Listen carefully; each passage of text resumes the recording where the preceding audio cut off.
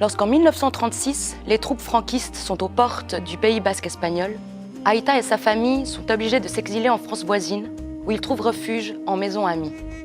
Les jours, les mois, puis les années passent, réduisant à presque rien l'espoir de revoir un jour leur village natal. Tandis qu'éclate la Seconde Guerre mondiale, la famille doit fuir encore plus loin.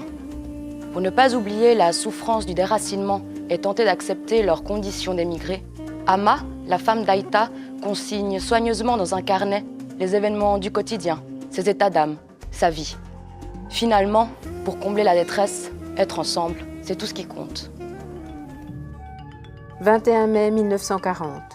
Depuis hier, nous avons définitivement perdu la guerre. L'Espagne nous ferme ses portes et le dictateur s'assure de longues années de règne où la moindre voix discordante sera muselée. Cette nouvelle ne nous a pas étonnés. Nous nous y attendions d'un jour à l'autre. Mais quel déchirement! André est venu en pleurs. Il s'est effondré dans mes bras comme un enfant.